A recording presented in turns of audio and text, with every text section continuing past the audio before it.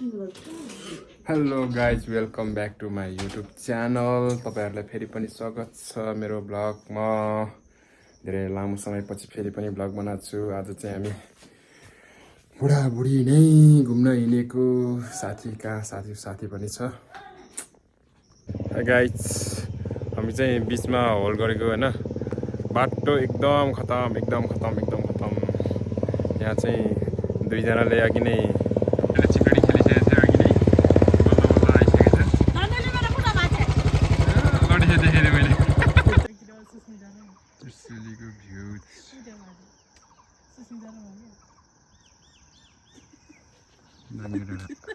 के हेरिरा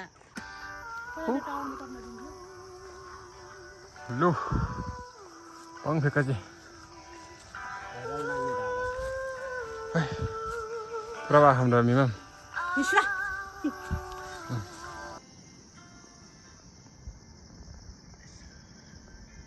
त्रिशुली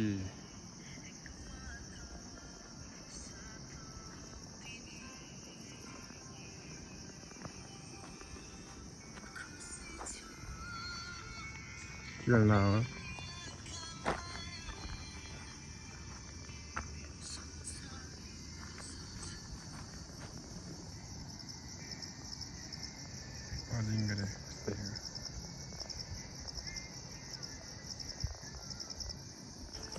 म चाहिँ यता नाङ्गे डाँडा भन्ने ठाउँमा आएको हैन। नाङ्गे डाँडामा नाङ्गो भन्दा अलिकति रुख चाहिँ रहेछ। नाङ त्यति साह्रो नाङ्गे चाहिँ नरहेछ हैन।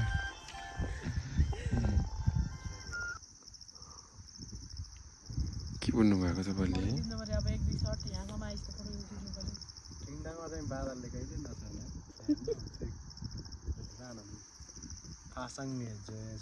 ए लाइनले तपाईको यो फोन कस्तो कुन कलरको छ? ब्लू कलरको सेम कलर भने कस्तो ब्लू व्हाइट देखिला अनि एकचोटी मलाई त जान मन लाग्यो त्यसै लो हाम्रो अस्तिमा गाडी फाइनल्ली गाइज हामी चाहिँ यता के भन्छ नाङ्गे डाँडा भन्छ के भन्छ त्यतातिर आइपुग्यो है। अनि यता चाहिँ कोही टिकटक सुट भइरहेछ। कोही यता स्ट्यान्ड पाइने के हो ए भोलि शनिबार हो। यो चाहिँ खुर्सानी खोला भयो होइन। खुर्सानी खोला एक माया मार पछानै दिन्छ रे टिकटक वाला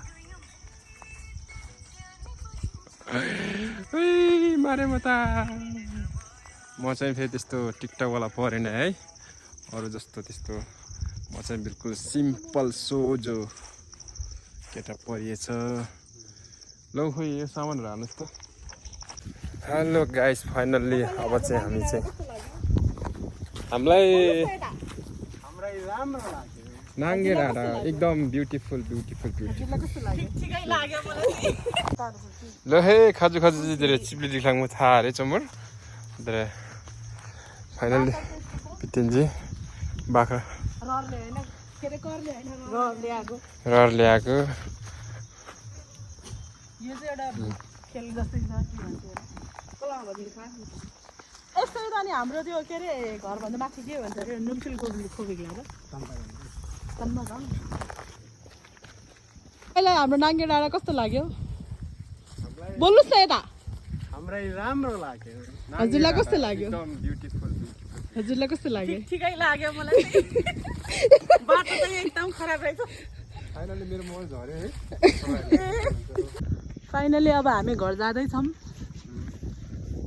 यस्तो मन ब्लग अब कसरी जाने हो थाहा छैन है। यतातिर चाहिँ हाम्रो बकरीहरू छ।